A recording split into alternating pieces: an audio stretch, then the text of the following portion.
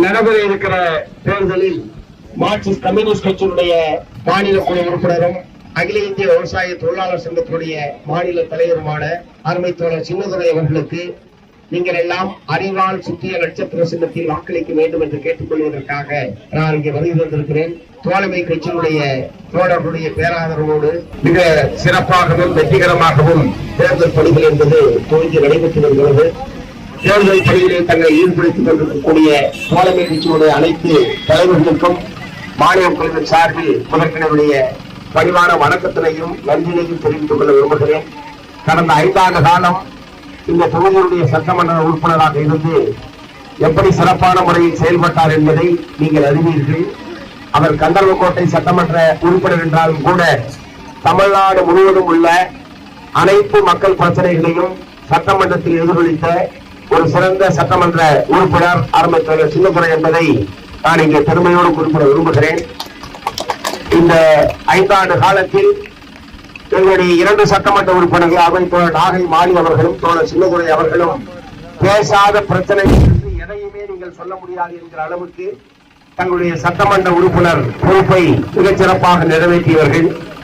ஆகவே 2வது முறையாக இந்த தொகுதியிலே போட்டியிடுகிற வாய்ப்பை அவருக்கு திராவிட முன்னேற்ற கழகமும் கட்சியும் வழங்கி இருக்கிறது. எப்படி கடந்த தேர்தலில் மாபெரும் வெற்றியை நீங்கள் ஈட்டித் தந்தீர்களோ அதை போல இந்த தேர்தலிலும் கடந்த தேர்தலை விட பல்லாயிரக்கணக்கான வாக்கு வித்தியாசத்தில் அறிவால் சுற்றிய நட்சத்திர சின்னத்திற்கு வாக்களித்து நீங்கள் வெற்றி பெற செய்ய வேண்டும் என்று உங்களை நான் பணிவோடு கேட்டுக் கொள்ள விரும்புகிறேன். கடந்த 5 ஆண்டு கால திராவிட முன்னேற்ற கழக ஆட்சியில் 2021ஆம் ஆண்டு கொடுத்த தேர்தல் வாக்குறுதிகளில் ஏறத்தாழ 90% வாக்குறுதிகளை திமுக நிறைவேற்றி இருக்கிறது. அநேகமாக மற்ற சில வாக்குறுதிகளும் மத்திய அரசாங்கத்துடைய ஒப்புதல் கிடைக்காத காரணத்தால் தான் நிறைவேற்றப்பட முடியவில்லை. சிலவற்றை எங்களால் நிறைவேற்ற முடியவில்லை என்பதை திராவிட முன்னேற்ற கழகம் பகிரங்கமாக ஒப்புக்கொண்டிருக்கிறது. அதுதான் நேர்மையான அரசியலுக்கு எடுத்துக்காட்டு. பொய்யான வாக்குறுதிகளை கொடுப்பது, நடைமுறை சாத்தியமற்ற வாக்குறுதியை கொடுப்பது, பொய் சொல்லி மக்களிடையே வாக்குகளை பெறுவது என்பது தேர்தல் நேரத்தில் பல கட்சிகளும் செய்யக்கூடிய காரியம்தான். இப்போது உங்களுக்கு தெரியும், இதே ஒரு வாக்குறுதி கொடுத்திருக்காரு. என்ன வாக்குறுதி தெரியுமா? இனிமே தமிழ்நாட்டு பிறக்க போற ஒவ்வொரு குழந்தைக்கும் 1 பவுன் மாமன் சீர் என்ற பேர்ல 1 பவுன் மோதிரம் போடுறோம்னு சொல்லியிருக்காரு. இப்பயே 1.25 லட்சம் ரூபாய் விற்கிது 1 பவுன். அவர் கொடுக்கும்போது 1.5 லட்சமோ 2 லட்சமோ விற்கும். தமிழ்நாடு பட்ஜெட் மட்டுமல்ல, தென் மாநிலத்தில் இருக்கிற எல்லா மாநிலத்தினுடைய பணத்தையும் இங்க கொண்டு வந்து கொட்டினாலும் எல்லா குழந்தைகளுக்கும் 1 பவுன் போடலாம் முடியாது. ஆனால் அப்படிப்பட்ட தன்னால் நடைமுறை சாத்தியமற்ற நிறைவேற்ற முடியாத கோரிக்கை என்று தெரிந்தும் பொய்யாக மக்களை ஏமாற்றுகிற வகையில் ஒரு வாக்குறுதியை கொடுத்திருப்பவர் தான் திரு விஜய் என்பதை உங்களுடைய கவனத்துக்கு நான் கொண்டு வர விரும்புகிறேன். ஆனால் இதற்கு நேர்மாறாக திராவிட முன்னேற்ற கழகம் இப்போது 2026ஆம் ஆண்டு சட்டப்பேரவை தேர்தலுக்கான தேர்தல் வாக்குறுதியை அவர்கள் வழங்கி இருக்கிறார்கள். இப்போது 525 வாக்குறுதிகள் திராவிட முன்னேற்ற கழகத்தின் சார்பில் வழங்கப்பட்டிருக்கிறது. நிச்சயமாக அந்த தேர்தல் வாக்குறுதி புத்தகத்தை நீங்கள் அனைவரும் வாசிக்க வேண்டும். குறிப்பாக திராவிட முன்னேற்ற கழகத்தினுடைய நம்முடைய தோழமை கட்சி தலைவர்கள் அதை வாசிப்பதன் மூலமாக மக்கள் மத்தியிலே விரிவான முறையில் தேர்தல் வாக்குறுதியை பிரச்சாரமாக எடுத்து செல்வதற்கு அது பயன்படும் என்பதை உங்களை எல்லாம் நான் கேட்டுக்கொள்ள விரும்புகிறேன். அதில் மிக முக்கியமானது இல்லத்தரசி கூப்பன் திட்டம் என்று ஒரு திட்டம் அறிவிக்கப்பட்டிருக்கிறது. நம்ம வீட்டில் பல பொருட்கள் இருக்கும். ஆனால் இந்த மாதிரி தேர்தல் நேரத்தில் பல்வேறு அரசியல் கட்சிகள் கொடுக்கக்கூடிய வாக்குறுதிகள் மீண்டும் அதே பொருள் நம்ம வீட்டுக்குள்ள வந்து இடத்தை அடைச்சிட்டு இருக்கிற மாதிரி இருக்கும். அதனால இந்த முறை தளபதி மு.க. ஸ்டாலின் அவர்கள் இல்லத்தரசி கூப்பனை தான் ஒரு கையில கொடுக்க போறார். இந்த கூப்பனை பயன்படுத்தி உங்கள் வீட்டில் எந்த பொருள் இல்லையோ, மிக்சி இல்லைன்னா மிக்சி வாங்கலாம், கிரைண்டர் இல்லைன்னா கிரைண்டர் வாங்கலாம், ஃப்ரிட்ஜ் இல்லைன்னா ஃப்ரிட்ஜ் வாங்கலாம். இந்த மாதிரி எந்த பொருள் நம்முடைய வீட்டில் இல்லையோ அதை நீங்கள் விரும்பக்கூடிய கடையில் போய் வாங்கிக் கொள்ளலாம் என்கிற ஒரு மிகச்சிறந்த திட்டத்தை இந்த தேர்தல் அறிக்கையில் அவர்கள் வழங்கி இருக்கிறார்கள். இது வெறும் பெண்களுக்கு பொருட்கள் வழங்குவது என்பது மட்டுமல்ல, 2 கோடி குடும்பங்களுக்கு ஏதாவது ஒரு பொருள் கட்டாயம் 8000 ரூபாய் மதிப்பில் வீட்டுக்கு வந்து சேரும் என்று சொன்னால் ஒரு மிகப்பெரிய தொழில் வளர்ச்சியும் பொருள் உற்பத்தியும் அதன் மூலமாக மிகப்பெரிய வேலை வாய்ப்பும் தமிழகத்திலே கிடைப்பதற்கான ஒரு மிகச்சிறந்த திட்டத்தை நம்முடைய முதலமைச்சர் அவர்கள் அறிவித்திருக்கிறார்கள். ஆகவே இது ஏதோ உங்க வீட்டுக்கு ஒரு பொருள் வருவது என்பதல்ல, நம்ம வீட்டு இளைஞர்களுக்கு வேலை வாய்ப்பு, தமிழகத்திலே ஒரு கூடுதலான முதலீடு, இத்தகைய சாதனங்கள் உற்பத்தி செய்வதற்கான தொழிற்சாலைகள் என்கிற முறையில் ஒரு விரிந்து பறந்த திட்டத்தை நம்முடைய முதலமைச்சர் அவர்கள் அறிவித்திருக்கிறார்கள் என்பதை உங்களை கவனத்துக்கு கொண்டு வர விரும்புகிறேன். அதே போல விவசாயிகளுக்கு இதுவரைக்கும் இந்தியாவில் எந்த மாநிலத்திலும் இல்லாத வகையில் விவசாயத்துக்கு மின்சாரத்தை பயன்படுத்தக்கூடிய அனைத்து விவசாயிகளுக்கும் இலவச மின்மோட்டார் வழங்குவது என்கிற திட்டத்தை இந்த தேர்தல் வாக்குறுதியிலே திராவிட முன்னேற்ற கழகம் வழங்கியிருக்கிறது. இது இலவச மின்சாரம் பல மாநிலங்களில் கூட இருக்கிறது, சலுகைகளை மின்சாரம் பல மாநிலங்களில் இருக்கிறது. ஆனால் மின்சார மோட்டார், புதிய மின்சார மோட்டார் இலவசமாக வழங்குவது என்பது இந்தியாவிலேயே நம்முடைய மாநிலத்தில் தான் அறிவிக்கப்பட்டிருக்கிறது. ஏறத்தாழ 23 லட்சம் விவசாய பம்பு செட்டுகள் வைத்திருக்கக்கூடிய அனைத்து விவசாயிகளுக்கும் இந்த புதிய மின் மோட்டார் என்பது வழங்கப்பட இருக்கிறது. இதை போலவே பல்வேறு முக்கியமான வாக்குறுதிகள் அநேகமாக எல்லா தரப்பினருக்கும் அரசு அலுவலகங்களில் காலியாக உள்ள பணியிடங்கள் 1.5 லட்சம் காலி பணியிடங்கள் நிரப்பப்படும் என்கிற வாக்குறுதியை தேர்தல் அறிக்கையில குறிப்பிட்டிருக்கிறார்கள். அந்த 1.5 லட்சம் காலி பணியிடங்களும் தமிழ்நாட்டை சேர்ந்த நம்ம வீட்டு குழந்தைகள் தான் அரசு ஊழியர்களாக பணி அமர்த்தப்பட இருக்கிறார்கள்.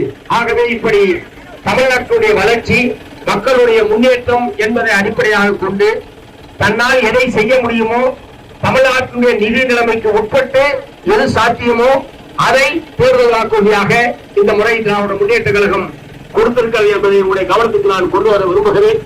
ஆகவே கடந்த காலத்தில் நிறைவேற்றிய சாதனைகள், இப்போது கொடுத்திருக்கக்கூடிய வாக்குறுதிகள், இவை எல்லாவற்றை விட மேலாக தமிழகத்தை தொடர்ந்து வஞ்சித்துக் கொண்டிருக்கிற, தமிழ்நாட்டுக்கு நல்ல திட்டங்கள் வந்தால் அதுக்கு அனுமதி தராமல் மறுப்பது, நிதி வழங்குவதிலே பாரபட்சம், கல்விக்கான நிதி வழங்காமல் மறுப்பது போன்ற எந்தெந்த வகையிலே எல்லாம் தமிழ்நாட்டுக்கு எதிராகவும் தமிழ்நாட்டுக்கு தொந்தரவு விளைவிக்கக்கூடிய வகையிலேயும் செயல்பட முடியுமோ அப்படித்தான் கடந்த 5 ஆண்டு காலமும் ஒன்றிய பிஜேபி அரசாங்கம் செயல்பட்டிருக்கிறது.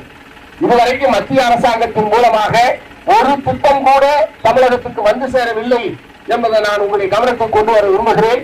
அதனால்தான் எடப்பாடியாக இருந்தாலும் அல்லது பிஜேபி தலைவர்களாக இருந்தாலும் நாங்கள் தமிழ்நாட்டுக்கு இன்னென்ன சாதனைகளை செய்திருக்கிறோம், இன்னென்ன திட்டங்களை நிறைவேற்றி இருக்கிறோம் என்று சாதனை பட்டியலை சொல்லி அவர்களால் வாழ்த்து கேட்க முடியவில்லை. எடப்பாடி பிஜேபி பேரையும் சொல்ல மாட்டேன்றாரு. பிஜேபி தலைவர்கள் யாரும் அதிமுக பேரு சொல்ல மாட்டேன்றாங்க. ஆனா 2 பேரும் நாங்க தான் கூட்டணின்னு ஊர்ல பேசிட்டு இருக்காங்க. நேற்றைக்கு விஜய் கூட அதிமுக பிஜேபி கூட்டணி சொல்லல, பிஜேபி கூட்டணி தான் அவரே சொல்றாரு. எடப்பாடி மட்டும்தான் இது அதிமுக பிஜேபி கூட்டணி சொல்றாரு தவிர மற்ற அனைவருமே அது பிஜேபி கூட்டணி என்றுதான் அனைவருமே சொல்லிக் கொண்டிருக்கிறார்கள். ஆகவே அதிமுக ஒருவேளை தப்பித்தவறி வெற்றி பெறுகிற ஒரு விபத்து தமிழ்நாட்டில் ஏற்பட்டால் அது பிஜேபியுடைய ஆட்சியாகத்தான் இருக்குமே தவிர நிச்சயமாக அதிமுகவுடைய ஆட்சியாக இருக்காது. பிஜேபி ஆளக்கூடிய மாநிலங்களை நீங்கள் ஒப்பிட்டு பாருங்கள். உத்தரப்பிரதேசத்தில் என்ன மாதிரியான கலவரங்கள் நடைபெறுகிறது, பட்டியல் சாதி மக்களுக்கு எதிராக எவ்வளவு வன்கொடுமைகள் நடைபெறுகிறது. அதே மாதிரி குஜராத், சத்தீஸ்கர், மத்திய பிரதேஷ் போன்ற பிஜேபி ஆளக்கூடிய அனைத்து மாநிலங்களிலும் மக்களுக்கு எதிரான, குறிப்பாக பட்டியல் சாதி பழங்குடி மக்களுக்கு எதிரான வன்முறைகள் கட்டவிழ்த்து விடப்படுகிறது. மதத்தின் பெயரால் வெறுப்பு அரசியல் கிளறி விடப்பட்டு கலவரம் நடக்கக்கூடிய மாநிலங்களாகத்தான் அவை எல்லாம் இருக்கிறது. ஆகவே அந்த மாதிரியான ஒரு நிலைமை தமிழகத்துக்கு வந்துவிடக் கூடாது. தமிழ்நாடு இன்றைக்கு அமைதி பூங்காவாக விளங்கிக் கொண்டிருக்கிறது.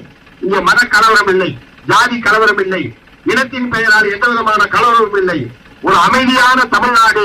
இந்த அமைதி என்பதுதான் நம்முடைய அனைத்துக்குமான அடிப்படை. தொழில் வளர்ச்சி, வேலை வாய்ப்பு, பொருளாதார முன்னேற்றம் அனைத்துக்கும் மிக முக்கியமானது இந்த அமைதியான தமிழகம் என்பது மிக மிக அவசியம். ஆகவே அதிமுக பிஜேபி கூட்டணிக்கு வாக்களிப்பது என்பது இந்த அமைதியான மாநிலம் வேண்டாம் என்று நாம் வாக்களிப்பதாகத்தான் அர்த்தமாகும். அதை போலவே விஜய் அவர்களுக்கு வாக்களிப்பது என்பதும் அவர் ஒரு இடத்தில் கூட வெற்றி பெறப் போவதில்லை, மாறாக வாக்குகளை பிரிக்கிற காரியத்தில் தான் அவர் ஈடுபடுகிறார். நோட்டாவுக்கு போடுறதோ விஜய்க்கு போடுறதோ ஒண்ணுதான். ஆகவே தப்பித்தவரை கூட அந்த மாதிரியான ஒரு தவறான முடிவை தமிழக வாக்காளர்கள் எடுத்துவிடக் கூடாது. மாநிலத்தினுடைய உரிமைகளை பாதுகாப்பதில், மாநிலத்திற்கு தேவையான திட்டங்களை பெறுவதில், மாநிலத்துக்கான நிதி ஒதுக்கீடுகளை போராடி பெறுவதில் சமரசமற்ற போராட்டத்தை நடத்தி கொண்டிருக்கக்கூடிய தளபதி மு.க. ஸ்டாலின் அவர்கள் மீண்டும் தமிழகத்துடைய முதலமைச்சராக பதவியேற்பதற்கு இந்த கந்தர்வக்கோட்டை தொகுதியிலே ஆரம்பத்தோழர் சின்னதுரை அவர்கள் மகத்தான வெற்றியை பெற வேண்டும். உங்களெல்லாம் சுற்றியல் அறிவால் நட்சத்திர சின்னத்தில் வாக்களித்து அவரை பெருவாரியான வாக்கு வித்தியாசத்தை வெற்றி பெற செய்ய வேண்டும் என்று மார்க்சிஸ்ட் கம்யூனிஸ்ட் கட்சியின் சார்பிலும் மதச்சார்பற்ற முற்போக்கு கூட்டணியின் சார்பிலும் உங்களை எல்லாம் பணிவோடு கேட்டு இந்த பிரச்சார பயணத்தை துவக்கி வைக்கிறேன்.